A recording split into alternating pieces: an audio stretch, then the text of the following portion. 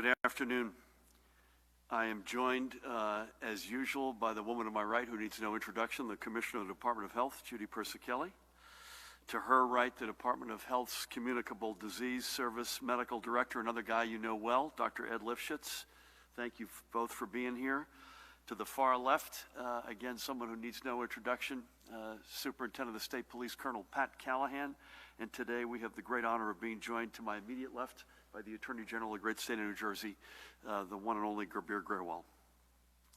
The Attorney General is with us because we want to give you more depth to our efforts at our long-term care facilities, which have been especially hard hit by COVID-19.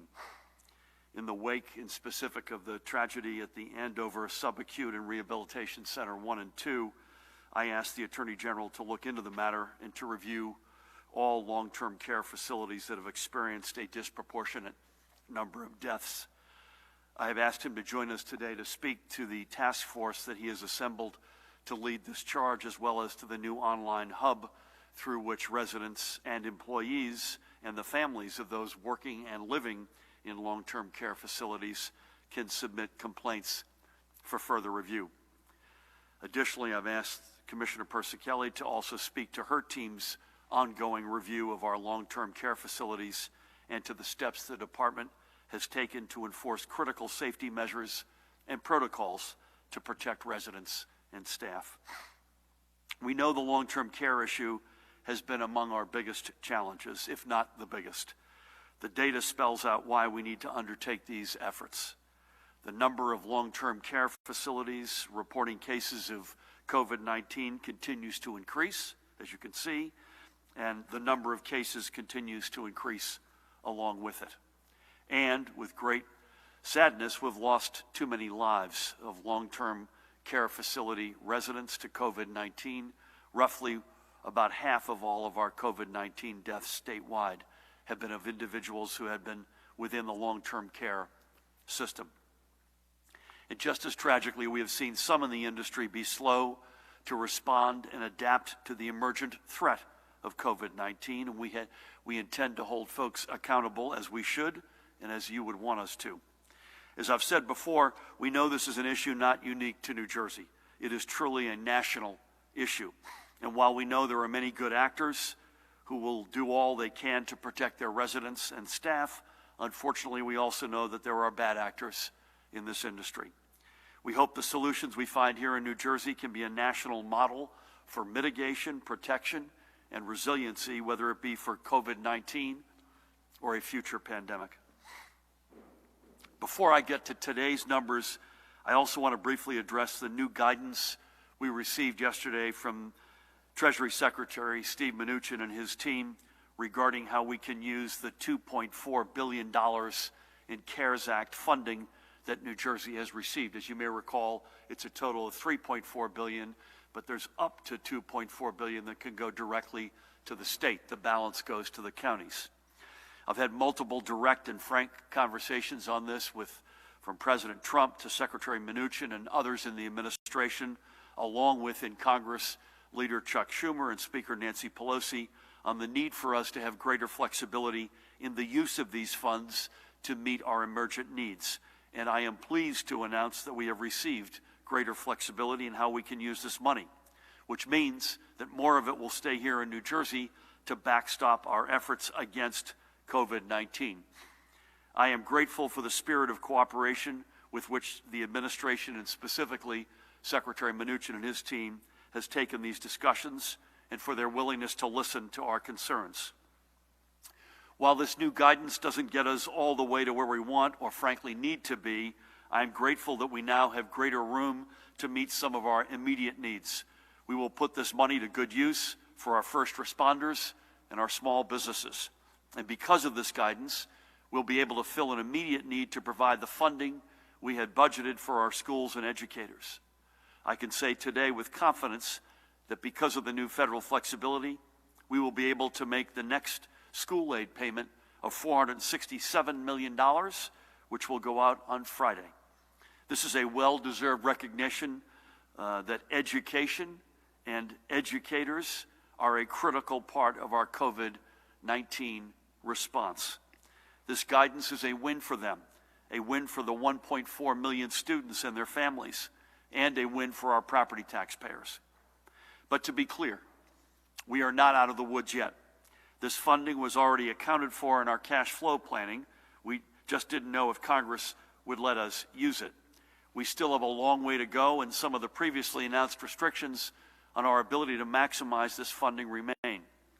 We not only need full flexibility to use our CARES Act funding to cover the escalating cost of this war, and it is a war, but also billions in direct federal cash assistance to stave off the economic and financial catastrophe that is threatening not just New Jersey, but every American state. We need Congress to step up in a big way to provide direct relief to the states, to help cover the immense revenue shortfalls that are a result of our having to close our economies, a step, by the way, that none of us wanted to do, but that we had to do to save American lives. It doesn't matter, frankly, if your state is large or small, urban or rural, led by a Democrat or a Republican. This need is universal. And again, I call on Congress to pass a package of direct state relief so we can ensure that once we restart our economy and are on the road to recovery, we could stay on that road. But obviously, to get on that road, we need the data to know that we're in a position to be there. So with that said, let's review the overnight numbers. Today, we're announcing an additional 2,494 positive test results for a statewide total of 130,593. However, as Judy and Ed would want me to say, we still have some, as we've said before, some lagging results from the past several days, and I believe, without putting words in either of your mouths, we probably need to smooth over Sunday, Monday, Tuesday at least. And as we look to the trend of new cases, we are hopeful that once all are counted, we'll see the trend lines moving downward. However, the map, which we show often, of New Jersey continues to show slowing rates of doubling of new cases, and this is a good thing. Stay with this if you could.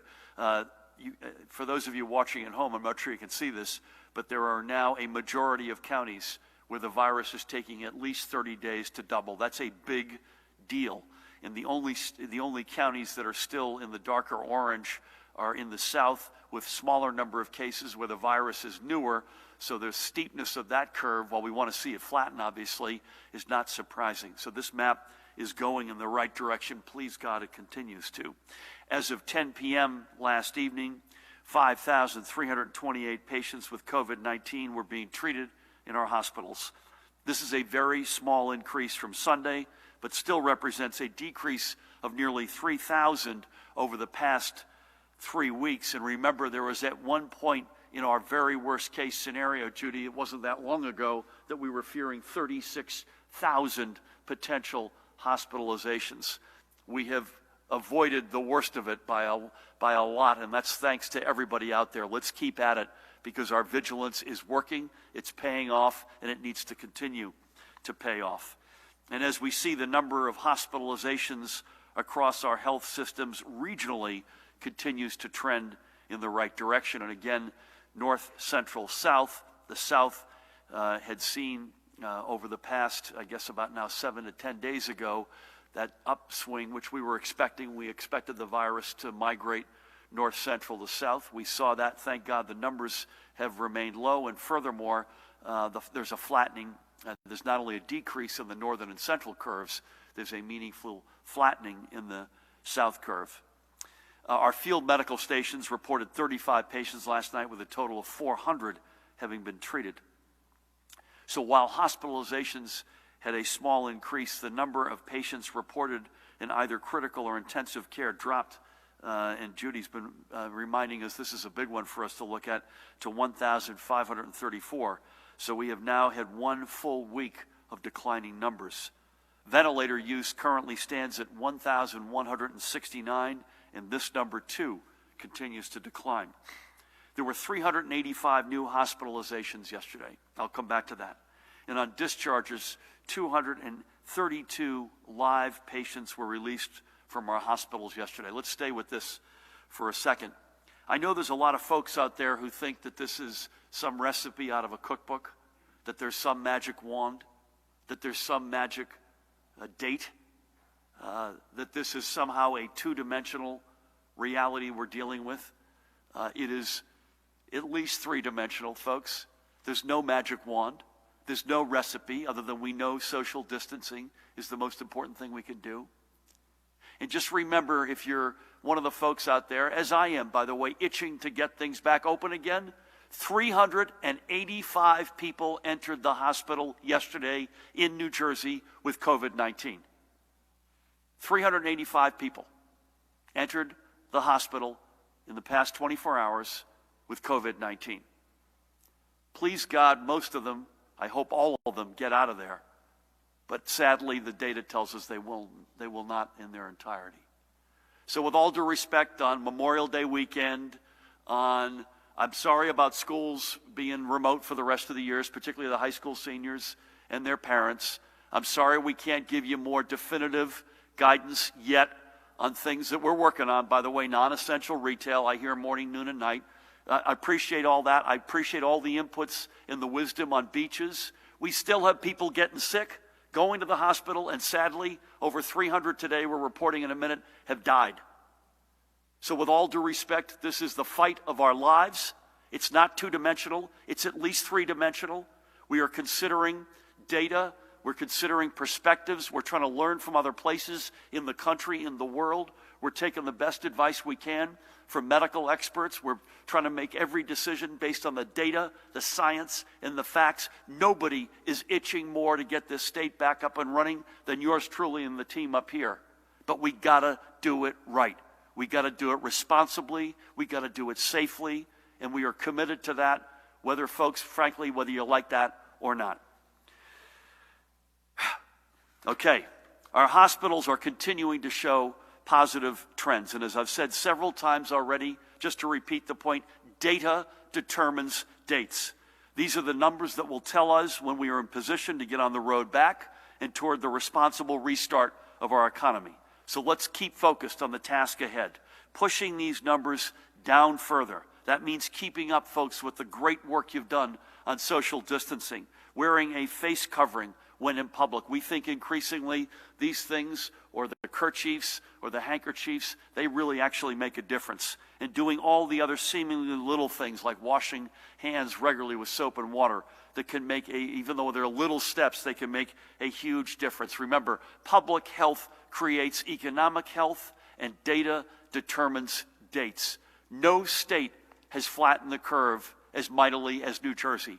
Hats off to each and every single one of you. Keep it up.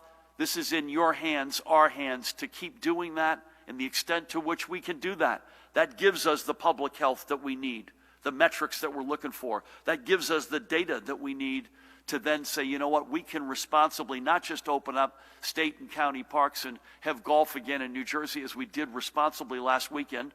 Let's keep that up, but we can take other steps. But we'll do that together based on the science, based on the facts. Unfortunately, as I mentioned a minute ago, with great sadness, we continue losing members of our New Jersey family, and today we report that we've lost 334 more blessed souls. And again, Judy and Ed would want me to say that this did not all happen since the being together again, being together yesterday at this time. This is a cumulative over the past number of days, but they are lost souls. Let there be no doubt about that. And God bless each and every one of them. Our statewide total is now 8,244, which is almost unfathomable. It is unfathomable. I'd like to honor a few of these great folks, if I could. First up, we remember a giant, literally, Dr. Gerald Glisson, principal of Patterson's East Side High School for the past 3 years. Look at that guy, man. He began his career in education as a special education teacher and moved on to serve in other roles, including as the Patterson's athletic director and the principal at Great Falls Academy and as a coach. But to many students and countless others across Patterson, he was a beloved, respected presence, not to mention a role model. Dr. Glisson leaves his wife, Michelle, with whom I had the honor of speaking last night. They were together for 24 years, married for the last 21.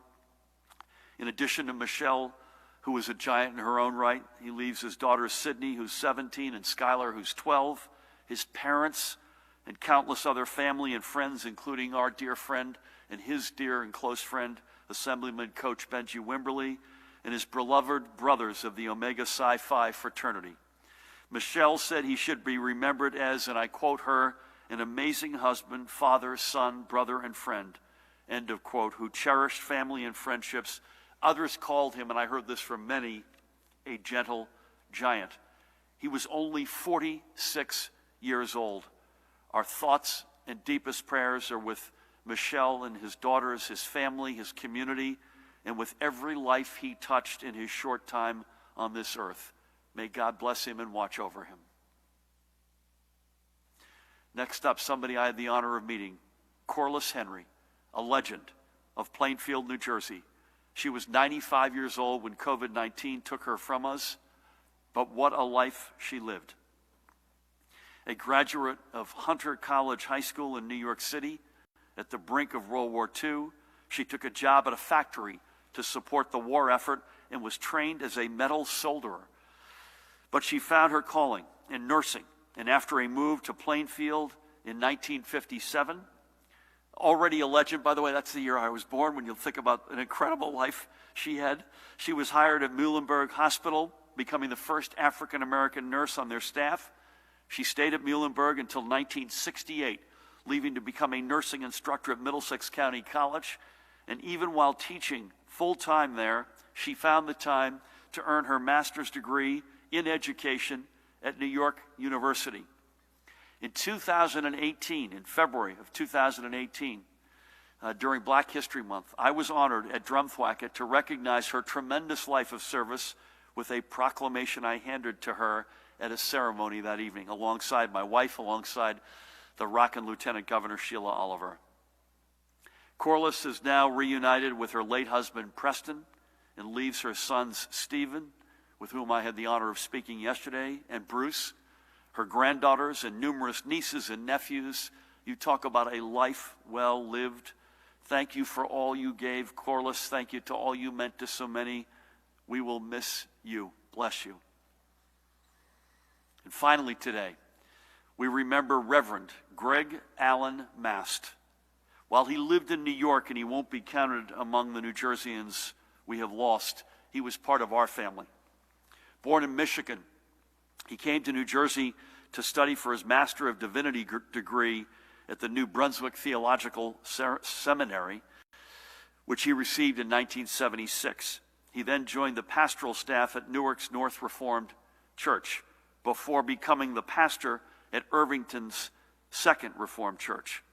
It was during this time that he earned his Master of Philosophy and then his PhD at Drew University in Madison.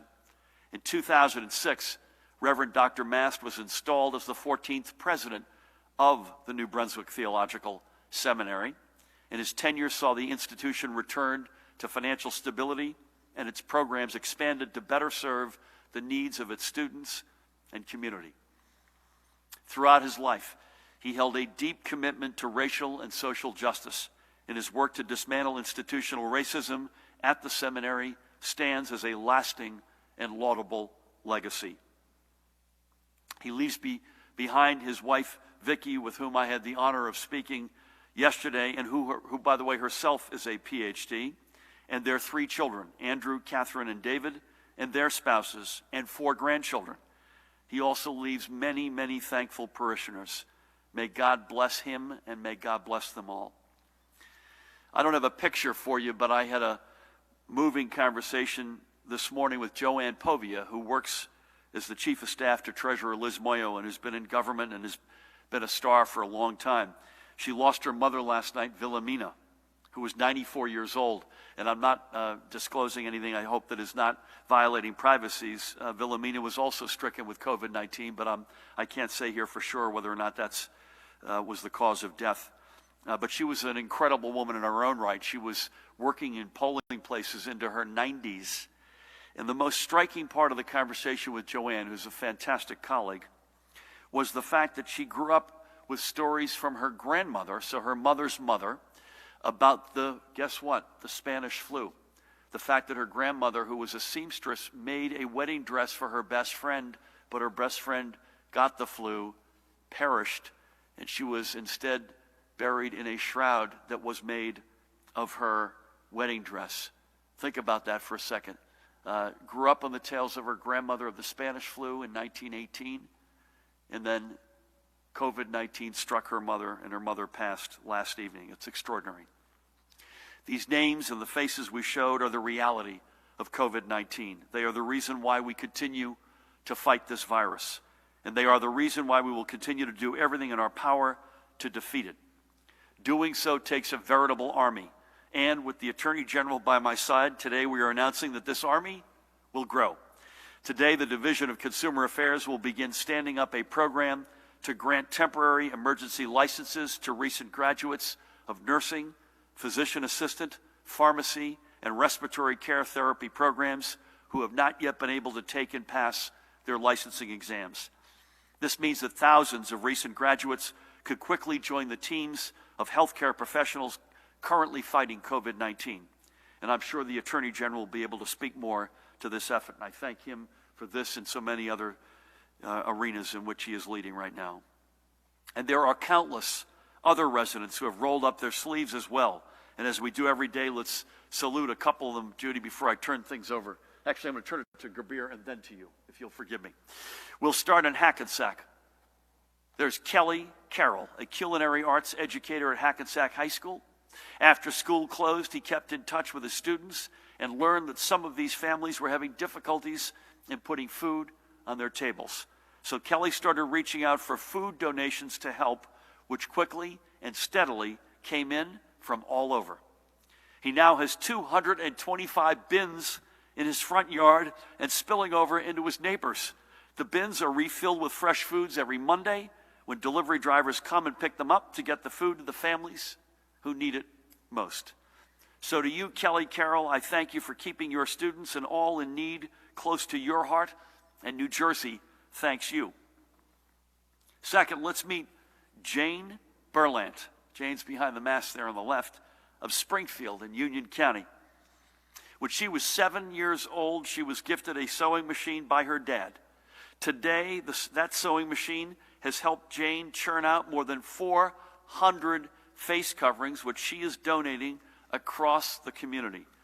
Jane's friend, Lauren Plattman, didn't think this amazing work should go unnoticed, so she tweeted at us using the hashtag NJ And so, to you, Lauren, thank you for recognizing Jane's tremendous contributions. And to you, Jane, New Jersey thanks you for all you were doing to help us get through this.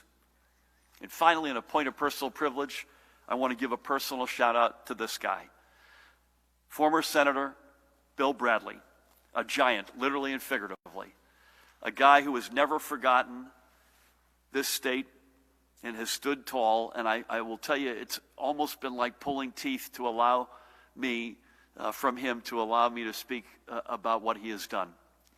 He has personally mediated the delivery of now 750,000 masks to the state of New Jersey. And he is still at it. He is still at it, trying to help us track down more masks. And as we've discussed, the new ventilators are the gowns. And he is helping us track down gowns mightily. The two biggest sources for his help and coordination, and I want to give them a shout out again. We've recognized them before, but I did not recognize them associated with Senator Bradley, is UNIQLO and the Joseph and Clara Tsai Foundation. And I want to thank each of those organizations. I want to give a particular shout out to Tedeschi Yanai, who is the founder and CEO of UNIQLO, who is a global humanitarian. And I want to thank him especially because I've not referenced his name in the past. So to Tedeschi Yanai, to Joe and Clara Tsai, we thank you. And most importantly, to Dollar Bill, Senator Bill Bradley, I can't thank you enough. In our hour of need, you have stood tall as ever. Senator, thank you from the bottom of my heart. With that, please help me welcome the gentleman to my left, the Attorney General, the great Attorney General of the great state of New Jersey, Gabir Grewal. Thanks, Gov, and good afternoon, everyone. On April 16th, I announced that my office had opened an investigation of New Jersey's long-term care facilities. Our investigation was prompted by both the high number of deaths that we were seeing at these facilities during the COVID-19 pandemic, and by the disturbing reports that we were receiving. Reports of bodies piled up in makeshift morgues, of nurses and staff without adequate PPE, and of family members left in the dark, unable to contact their loved ones, and in some cases receiving little or no information from the facilities, and in others, inadequate information. To be clear, at this particular time, we're not alleging any misconduct by any particular facility or any entity or any individual. We'll simply follow the facts and the law wherever they lead us. And I certainly understand that for many of these facilities, this was the equivalent of a 500-year flood. But that doesn't mean that we shouldn't examine how folks responded when those floodwaters started rising. And it also doesn't mean that we shouldn't examine how they operated before that flood. If they cut corners, if they, or for anyone for that matter, ignored red flags or warnings, if they lied to regulators or others, if they put profits over patients. We want to be as thorough as possible in this endeavor. And for us to do our job well, we need the public's help. So if you have firsthand knowledge of illegal activity or other misconduct at a long-term care facility or in this industry during the pandemic or before, please let us know. We've created a reporting portal at covid19.nj.gov/LTC. There you can share with us any evidence of misconduct that you might have.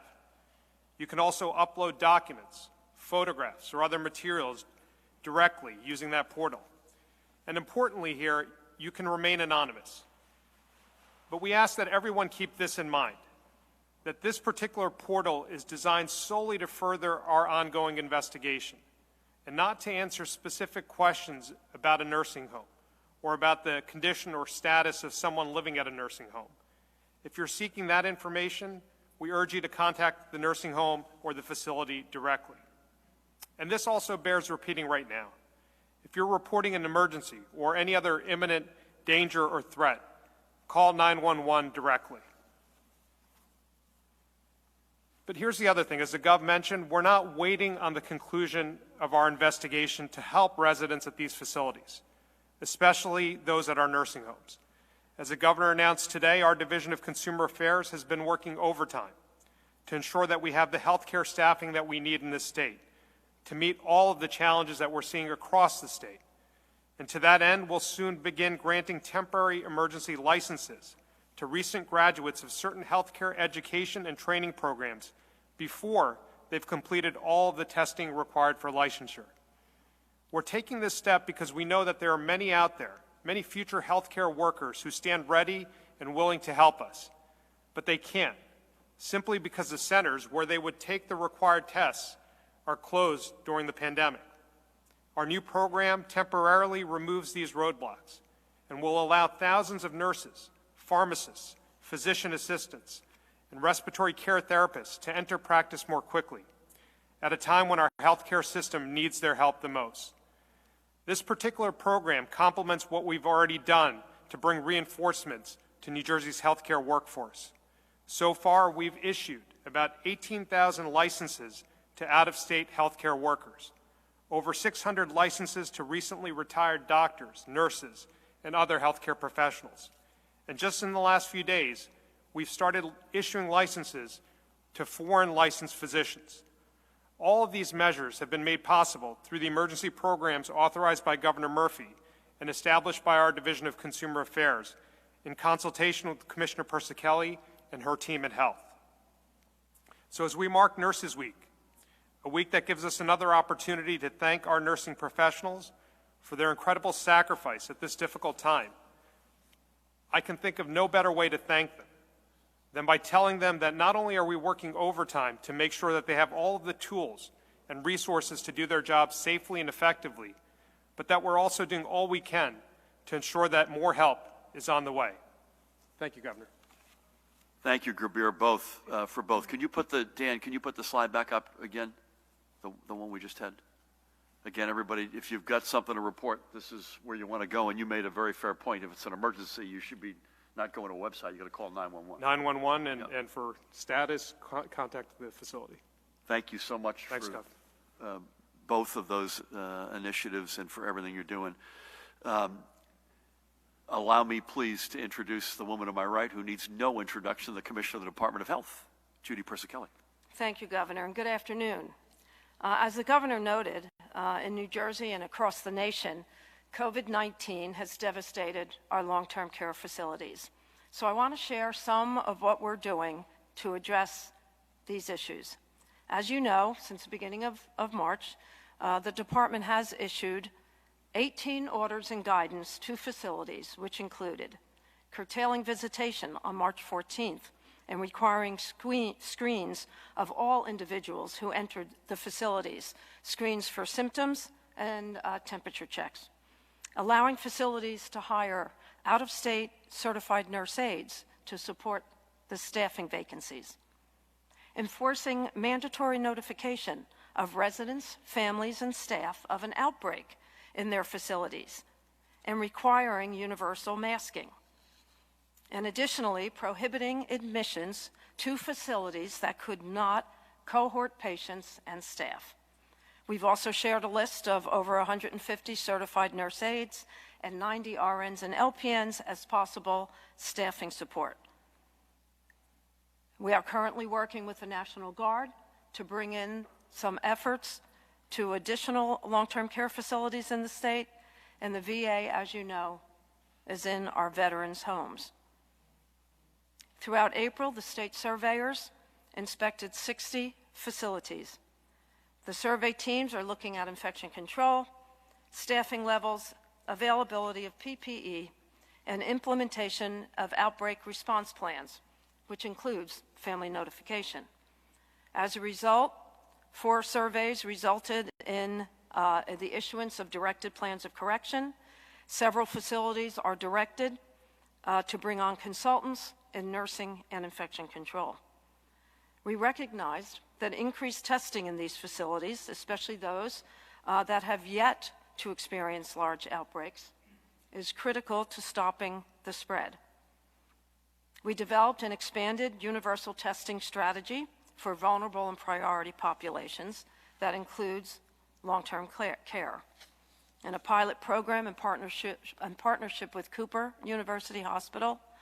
Nearly 4,000 residents and staff were tested at 16 South Jersey long-term care facilities. Of the facilities tested, 9.75% of staff tested positive, and 24.4% of residents tested positive. Most of these individuals were asymptomatic. I want you to reflect on that. As we promote social distancing, wearing face coverings, we do so for a reason. Asymptomatic, positive individuals are amongst us. We provided guidance to the facilities that they should plan in advance to take quick actions to prevent the further spread within their facilities, and to adopt a strategy to retest patients and residents and staff who are currently found to be negative, to assure that they are negative. So for all of the individuals in these 16 facilities who tested negative, they are being retested. The Cooper pilot was the first phase of a long-term care testing pilot. It will continue in phases. The next testing phase will begin in facilities that have fewer than 5 cases. In phase 3, testing of facilities will include facilities that have between 6 and 25 cases. And in phase 4, all other facilities will be tested.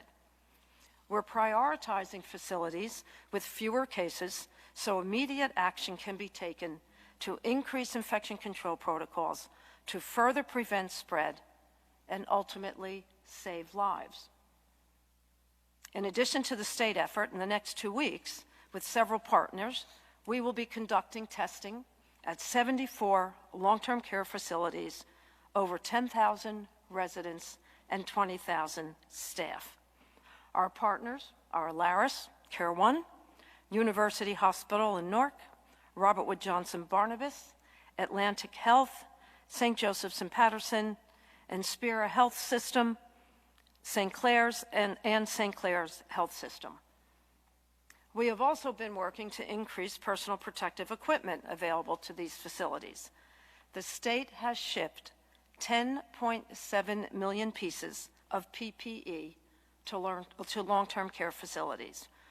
These included 235,398 face shields, 4.3 million gloves, 28,468 gowns, 965,420 N95s, and 5.2 million surgical masks. In April, the Department of Health contracted with the Alaris Group and Care One and St. Joseph's Health to allocate beds for patients being discharged from hospitals who are awaiting nursing home placement for long-term care or skilled nursing. We have contracted with Care One for 319 beds and 260 beds with Alaris. These beds are for COVID-positive patients being discharged from hospitals needing nursing home placement upon discharge. Additionally, we will open 250 beds at East Orange for skilled nursing level patients. Now for my daily report. As the governor shared, our hospitals reported 5,328 hospitalizations of COVID-19 positive patients, of which 1,534 are in critical care, and 76% of patients are on ventilators. Although hospitals have been declining in the north central region, they are now declining in the south slightly, but the ICU patients on ventilators are still remaining between 70 and 75%. Today we're reporting 2,494 new cases for a total of 130,593 cases in the state and 334 additional deaths.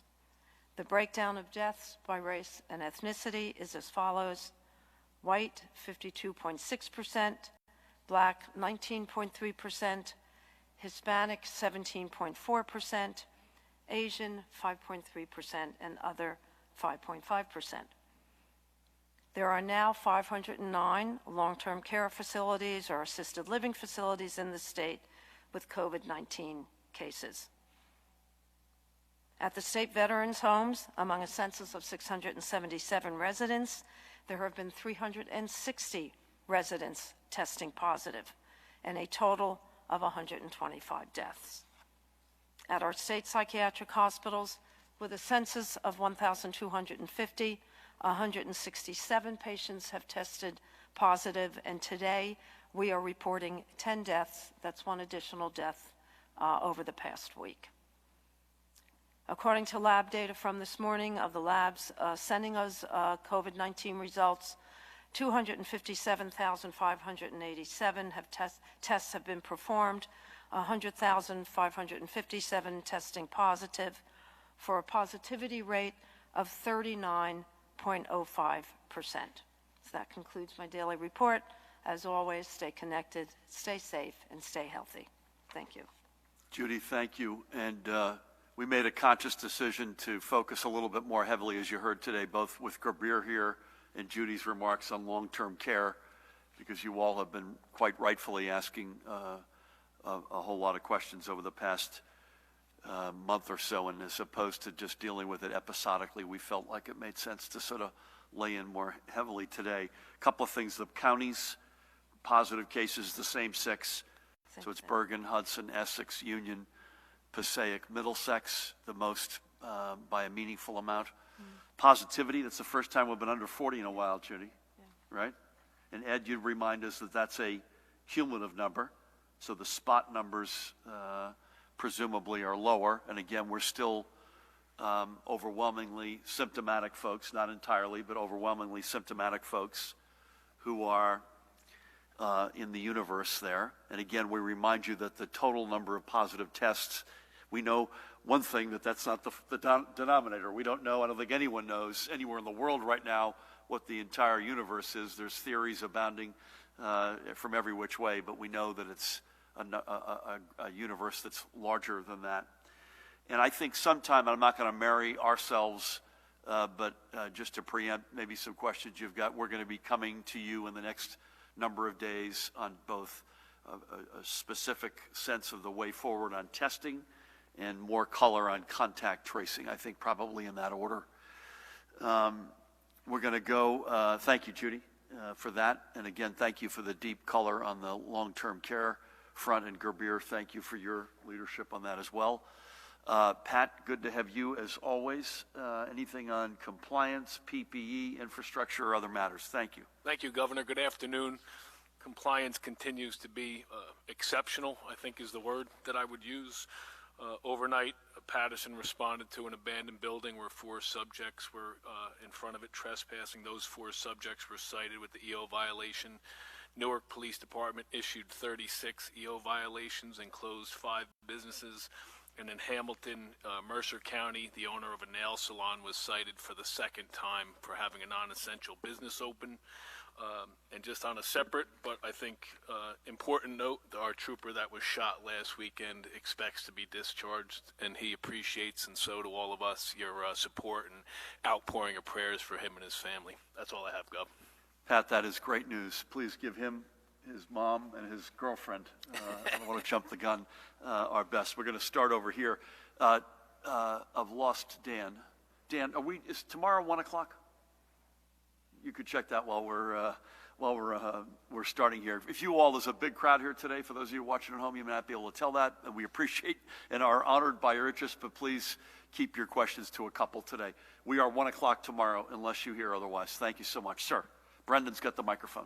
Thank you, Governor. We've been talking to small business owners who have social distancing plans in place. When can businesses that implement those guidelines begin to open?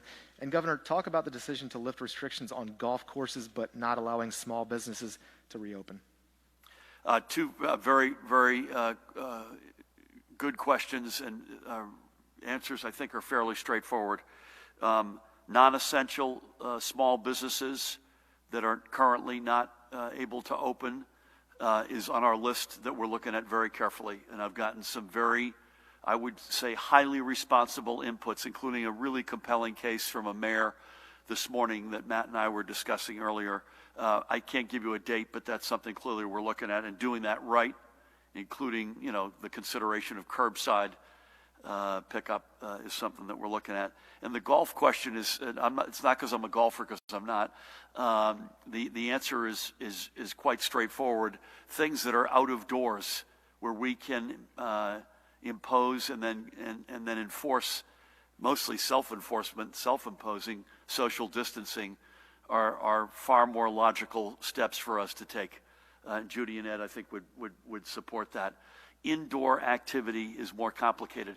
Now, indoor activity with proper social distancing is something that we hope we can get to sooner than later. I can't marry myself to when, but out-of-door activity is more manageable. It's more logical as a healthcare matter for us to get to first. There's also the mental health issues that we've raised, not necessarily specific to golf, but golf and state and county parks as well. Thank you. We'll go back, and then Elise will come back to you. Thank you. Thank you, ma'am. Thank you, Governor. More than 22,000 people in long-term care facilities have tested positive. You are and will be doing testing, as the Commissioner mentioned today, of more facilities. Do you have a number overall for how many people in long-term care facilities have actually been tested and what the positivity rate has been? And do the facilities all have the testing kits they need? And then second, the Attorney General... Second, this is like the fifth, sorry. Sorry. Last one, my please. last one. Thank sorry. you. The Attorney General's work looking into facilities raises a question of long-term repercussions for the elder care industry. For the what? For the elder care industry, for the long-term care industry. Like issues like staff-to-patient ratios, staff pay, these have been issues before the pandemic. Is it possible you'll be looking into regulating the industry in these areas in some way, depending on the findings of the Attorney General's office? Judy, I don't know that I do. Do we have a positivity rate for the tests that have done in long-term care? No, we don't, because we don't. It's the same issue with the numerator and the denominator. Yeah. because we've been testing symptomatic people all along. We don't have a positivity rate, but the test that we did in South Jersey, which is really an important test because it was asymptomatic individuals, and over 16% were testing positive, is a significant number. I would also add that I think you've heard this from us already, but you should assume in that testing protocol that we're going to come to you in the next number of days, and Judy has alluded to this, as have I, that vulnerable communities will be high priorities on that list, and that will include clearly long-term care. Before the Attorney General comes in on your second question, there's no question there's long-term repercussions for this industry, period. And I'm constantly thinking through, are there other experts? By the way, everybody has had this challenge. So it's not like in some of these cases you can rip a page out of somebody's playbook that's done it really well and steal the good idea. We haven't found that, other than the basic blocking and tackling, cohorting. Judy's been talking about testing, restricting visitations, testing asymptomatic employees that we thought early on were coming in unwittingly. Again, I don't want to speak for the guy to my left, and I know he'll answer this, but on behalf of Judy, him, myself, the rest of us, there's no question there's long-term repercussions. There's no question we'll go out and we'll try to find as much expertise to help us with that, to make sure that we're prepared, that we're not just in the here and now dealing with this and saving as many lives as we can, but learning our lessons that have been pretty tough lessons for all of us across the country, but certainly here in New Jersey, and getting it much more right the next time. Gerbir. Thanks, Gov. The goal of our investigation is to look backward and to determine what went wrong, and if anyone did anything wrong or illegal. And if they did, we'll hold them accountable. But at the same time, if we identify issues and gaps and things that, and areas for improvement, it's my hope that in addition to the accountability, we'll also share what we find so we can inform better policy moving forward. I think that's really well put. So it's not just what happened, but what gaps have we found. I mean, Judy and I spend most of our time on this topic, I think it's fair to say, in your team.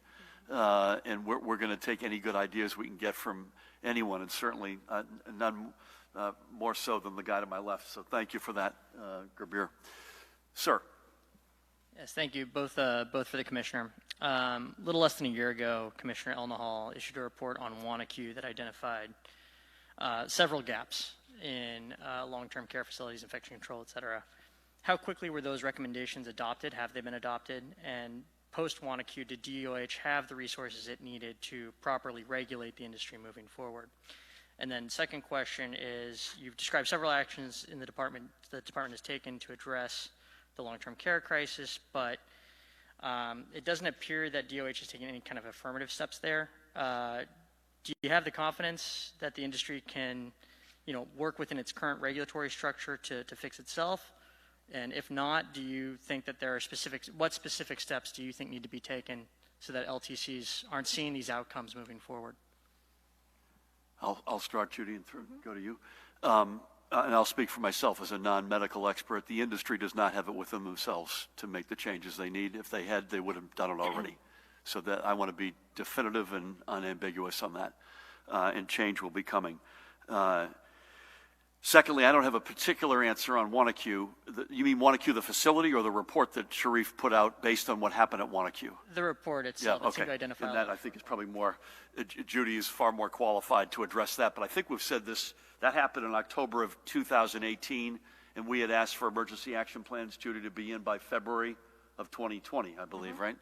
And so, and by the way, none existed in the state before then. And so I want to remind folks of that. Judy, do you want to jump in on that? Sure.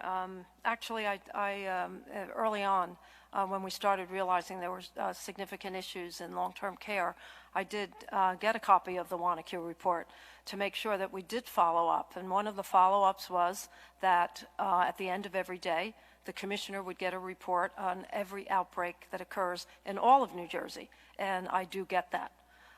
So you see, not only for long-term care, but throughout all of New Jersey, the Communicable Disease Service sends me a form that identifies every outbreak, and that was one of the recommendations. The other recommendation was outbreak plans for every long-term care facility, and we do know that they exist. They were to be filed, and they were. The second thing was for every facility to have, as I recall, consulting infection preventionists. I believe it may have also been physician infection control practitioners, but I'm stretching back on my memory a bit from when I read it.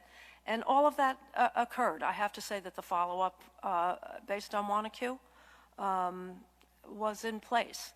I don't think anyone prepared us for the transmissibility of COVID-19.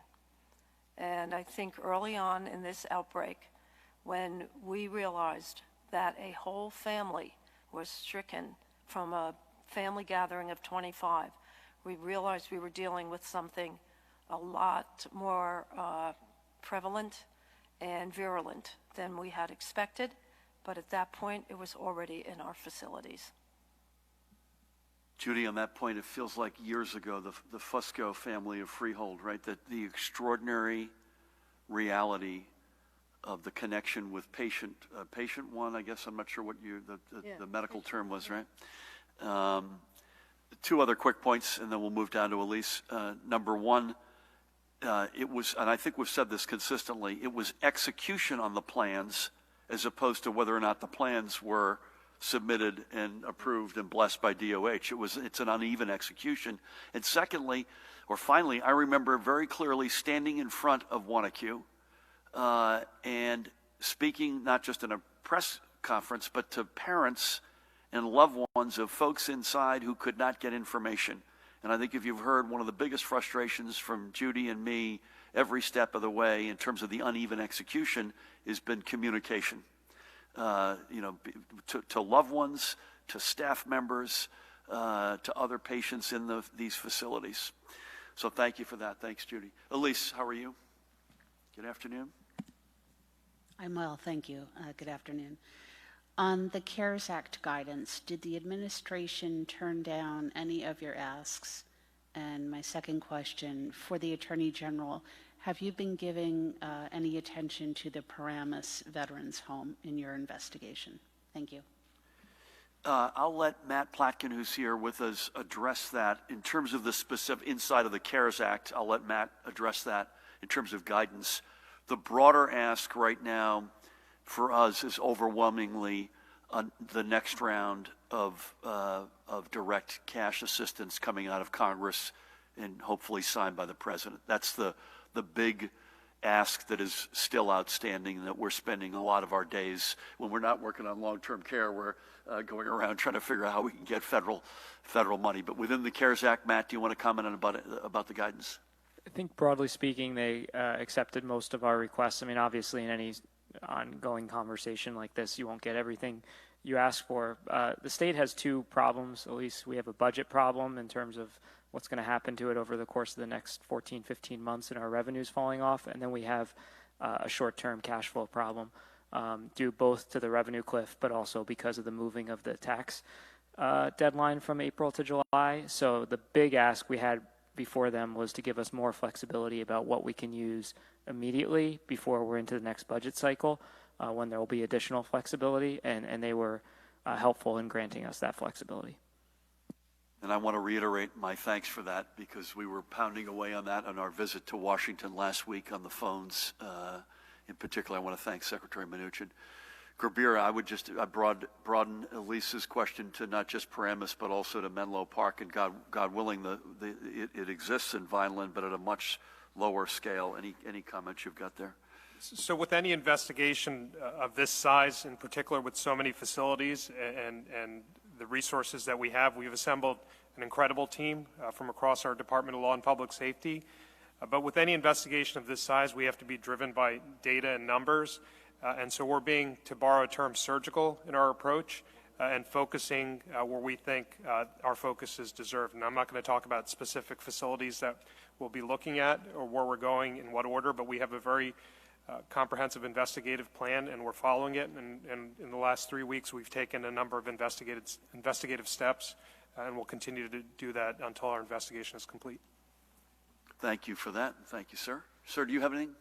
You good? Sir, do you? Okay, hold on one sec. We're coming at you. Governor, too, for the commissioner. Sorry, one moment. As far as long-term care, what is the timeline on all 4 phases of the testing plan for long-term care facilities? And when can family members who test negative visit loved ones at those facilities? And a separate topic, 15 children in New York City have been hospitalized with symptoms compatible with a multi-system inflammatory syndrome, possibly linked to coronavirus, according to a health alert by the city health department on Monday. The patients ages 2 to 15 were hospitalized from April 17th to May 1st, and several tested positive for COVID-19 or had positive antibody tests. Have you seen any cases like this in New Jersey? I think I just want to make one general comment on testing, Judy, and turn it to you. Again, we're going to come back to you within, I hope, a matter of days with a broader protocol on what's testing look like going forward. Dan can look this up while I'm speaking. We've gone from 0 to 100 and something testing sites.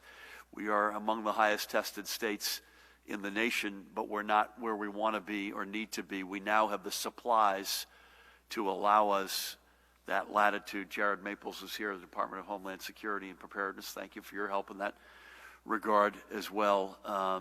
But as a general matter, we want to come back to you as we've done a little bit today with long-term care, come to you with a little bit of a one-day deep emphasis on testing protocols. But Judy, with that. Sure. First of all, the phase 2 long-term care program is kicking off this week. That's with facilities that have lower positive cases. On the pediatric cases, as you know, the age range of COVID positive patients in New Jersey is less than 1 year up to 108 years of age. So we have had pediatric cases. We have not. I have not gotten any reports of the multi-symptom inflammatory Kawasaki disease that's affecting individuals throughout United States. But I have not gotten notification of any of those cases to date. And please God, it stays that way. Yeah. We have 122 testing sites. Thank you, Dan, for that. Thank you, sir. Brent, we'll go to you if that's okay. Good afternoon. Will the state have the Casino Control Board make sure Atlantic City casinos follow stringent health procedures when they reopen, whenever that is? And will the state work with unions on it? Has there been any decision made on July 7th primary being in person yet, and when can we expect that? Is the state prepared for a surge of mail-in ballots? And State Senate President Steve Sweeney wants to furlough 100,000 state workers. Do you support that idea? And what did you make of Chris Christie's comments about maybe we have to thread the needle when it comes to reopening? How many more questions you got to jam in there? 17. You're quite good at this. I want to say that you're an Olympic gold medalist at this. No news. So there's no news on most of this, but no news on casinos. But obviously, the governing bodies and the representatives of the workers will very much be a part of any decisions that get made. Again, as I mentioned to the earlier question about golf, it isn't golf versus non-essential retail. It's outdoors, indoors, and casinos are quite decidedly indoors. Now, I had said at the very first press conference that I participated in on Friday, March 13th, that they have big scale, which helps. But there's no decisions there. No decisions on the July 7 primary, but those are probably going to come sooner than later, I would guess. So bear with us on that. We've said to the Senate President that as a conceptual matter on furloughs, we're open-minded to that, and I don't have any more comments specifically as it relates to that. I think we've got to be very careful, and we've said this to him, and he knows this, and I think and we all understand this point. We need government in many cases more than we've ever needed it before. And so we need, I don't know, many of us, Judy, you tell me, Grabir, tell me, you got a lot of people sitting back with their feet up right now, Pat. People are working. People are working to the bone. So I don't know where a lot of that opportunity is, but if there is an opportunity, we're open-minded to it. and I only saw a couple of headlines on Governor Christie. As I said earlier, count me in as the guy who wants more than anybody else to see us safely and responsibly get the place up and running again, particularly staring down the barrel of the shore season. No one wants that to happen more than I do, but we got to do it right. And as I said, we're not just reporting over 300 fatalities, sadly, today. We're reporting over close to 400 people who walked into a hospital in the past 24 hours or between 10 p.m. and 10 p.m. Those are new folks in the system. You read the White House guidance that we're going to have, now it looks like a lot closer to 100,000 fatalities, 3,000 a day by June 1st. We are not out of the woods here. I think we have flattened the curve. Bless you all. We've done it better than any state in America, but we're still not in the end zone. So again, I don't have any specific comment other than what I said earlier. I want it more than anybody. I wish there was a magic wand. We're going to try to take the steps responsibly in some logical order, outside, inside, social distancing, the ability to do that. Those will be key elements to this, and we'll keep everybody posted. Let's come down to Dave if we could. Dave, hello. Hi, Governor. How you doing? Most of this is going to go for the commissioner who needs no introduction, but maybe you want to weigh in as well. When we talk every day about coronavirus deaths, how are these deaths counted? Are they all lab confirmed, or do they include probable cases, and if so, determined by whom? If a patient has an underlying condition, is it always counted as a coronavirus-related death? And as you're aware, obviously, we've seen some case numbers revised significantly. Most recently in Camden County, they had several dozen earlier deaths that have now been added in an update. What is the cause of that? Is it just a lag in reporting, or do the tests come back later, and so forth? And then for the AG, any idea how long the investigation that you're participating in will take? And can you just give us an idea about how many investigators are working on this? And I guess importantly, what kind of charges potentially could some of these people face if these bad actors, if they are found to be negligent? Is it just fines, or could it be beyond that? You're giving Brent a run for the money. I just want to make sure that he would want me to say that, right? Judy and Ed, do you want to talk about, Ed, we'll go over to you in terms of how the fatalities are counted and any revisions that we've had. Deaths are one of those things that seems like it would be very easy to go ahead and count. Basically, you'd say, okay, I know somebody got sick, I know they died, I count them, they're not going to get better, they're going to stay dead, and it's going to be a number, and that's it. The reality is somewhat more complicated than that. What happens is this typically. We know that somebody gets a lab result back, so we know that there's a positive result for somebody. However, we may not know that they die for a while for a number of different reasons.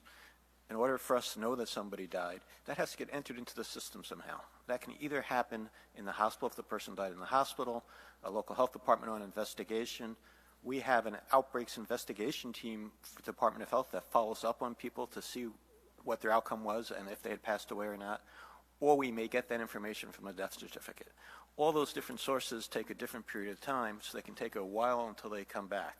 So we may not know, in fact, we do not know when that person died in most cases. I can tell you, for example, that while we report out these numbers of deaths every day, and we always make a point of saying that they don't occur within the last 24 hours, and they certainly do not, those numbers coming back will include deaths as far back as about a month. Most of them are grouped within the week or so before that, so they're mostly close to when we're reporting it, but some of that stuff comes back a whole lot later. As to what we count in those deaths, for the most part, what we report out are what we call confirmed deaths. In order to be a confirmed death, two things have to have happened. We have to have known that you were positive on the lab test, and we have to have known that you died. That's what we reported out today. For example, when we said there are 8,244 deaths, those are all confirmed. Those numbers will go up, unfortunately, but very rarely down. They may go down a little bit because sometimes on further investigation, something is discovered, like maybe they weren't a New Jersey resident, they might have lived somewhere else instead, so they don't get counted in our numbers, or they might have been a duplicate case. So they'll get moved around a little bit, but not much downward. Sometimes they might jump up because if we get a lot of those reports coming at once, if our investigations people do a lot of work or manage to actually sit down in front of the computer and enter in that information all at once, you might see that jump going up. To some extent, the numbers that are coming from the nursing homes are the little bit different part of it, because everything else that we've been talking about, those are only the confirmed deaths, not probable. And again, so long as we know that you had the positive test and you died, you're a confirmed case, as far as that goes. In the long-term care facilities, because of the concern, because of the interest, and because of our wanting to be transparent and getting as much information out as we possibly can, those deaths are a little bit different. Those deaths are what are reported to us by the long-term care facilities. They're a mix of what we have confirmed, because some of those people we know have that positive lab test and we know that they have died. Some of them are not in that group. Those numbers tend to be more subject to revision as investigation happens and we find out whether they are in fact confirmed deaths or not. And that's basically it. Thank you, Ed. Anything you want to add, Judy? You're good. Kabir, on the questions that Dave asked about the investigation?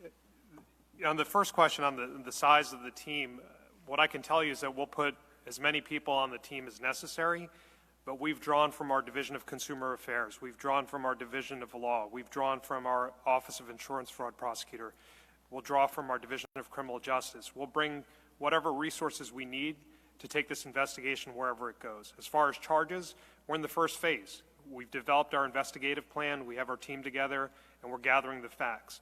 And those facts, if they justify criminal charges, we'll bring criminal charges. If those facts justify civil charges or would invoke civil liability, then that's the route we'll go. But we're very early on in our investigation, and if it's neither of those, and if we're at a place where we're going to then just issue a report with best practices and recommendations to address gaps, as the governor mentioned, then that's where we'll go. But we're willing to go wherever the facts take us. We're willing to devote whatever resources are necessary at this point to figure out what went wrong, and if anyone did something wrong, to hold them accountable. I want to repeat something that Kabir said earlier, that there is in some cases, I suspect you'll find there's a 500-year flood reality, that you might have done everything we had hoped of you based on the plan that you submitted and our expectations, but it overwhelmed you. That is also an aspect I'm sure that you'll uncover. Thank you. Nikita, good afternoon. Hi, Governor. So, quick follow-up off of one of Brent's questions. You said that you only saw the highlights of Governor Christie's op-ed. Is there any reason that you didn't read that in its entirety, given, I would guess, not being a governor, that there might be some insight that could be gleaned from that? And then I also want to ask the Attorney General whether or not you have any reaction to Trenton Councilwoman Robin Vaughn's comments on a call on Saturday. And then, Governor, I have one more for you, but it has slipped my mind, unfortunately.